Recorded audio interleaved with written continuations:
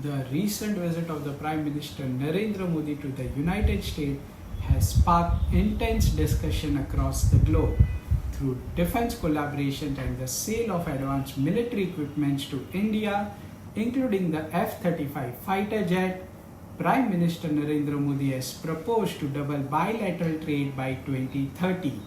The two nations are actively shaping the future. But what's brewing beneath the surface? And why is the United States under President Donald Trump issuing threat of 100% tariff against BRIC nations, including India? US President Donald Trump has issued stern warnings to the BRIC nations, Brazil, Russia, India, China, and South Africa regarding their potential plans to establish a common currency that could challenge the US dollar dominance in the global trade. Trump recently quoted, "If BRICS wants to play game with the dollar, they are going to hit with a 100% tariff." But why is the USA resorting to economic pressure and some might say outright blackmail? Let's break it down. To understand this, we need to take a closer look at the US dollar.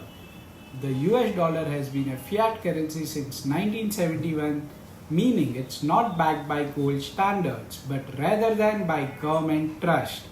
The US has been printing trillions of dollars, flooding the market and keeping its economy afloat.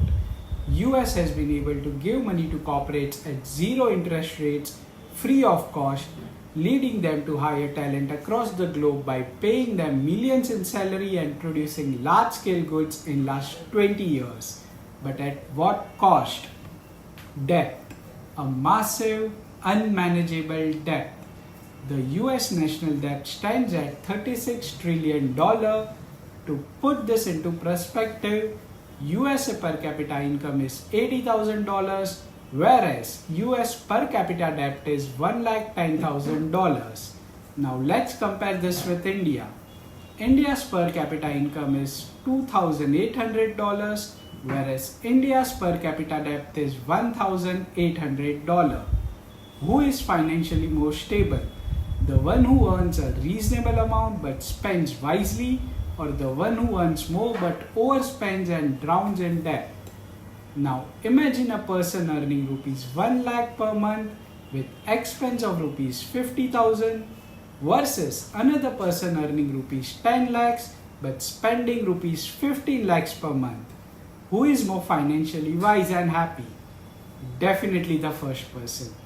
The US is like the second person, earning a lot but drowning in debt, and now using tariff to bully others to maintain its financial dominance.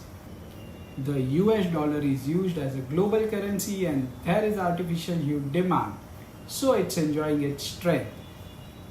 President Trump understands this and knows US dollar may crash in future because of massive debt. So what US is doing now? Two things. Number one, reducing debt. Headed by Elon Musk, USA is reducing debt by creating DOG, Department of Government Efficiency. Number two, forcing other nations to keep using dollar to maintain its dominance. If countries move away from the dollar, its value could collapse. This is why US is aggressively pushing its influence globally. But BRIC nations have a different plan.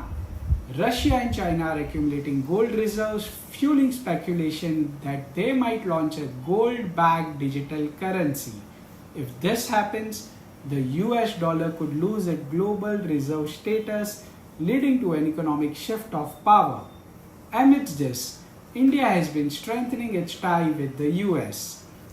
Prime Minister Narendra Modi recently focused on defense collaboration, including the sale of advanced military equipments like F-35 fighter jet and doubling bilateral trade by 2030. But while this partnership are crucial, India must also focus on becoming self-reliant and reducing its external dependency and pressure. So what should India do? Thankfully, India's finance minister has been systematically reducing the fiscal deficit and the economy is on stronger footing. But there is more to be done. Corporate India must invest heavily in R&D and manufacturing, While the service sector has grown exponentially over the past 20 years, India needs to ramp up its manufacturing capabilities to become a global hub. And what you and I can do?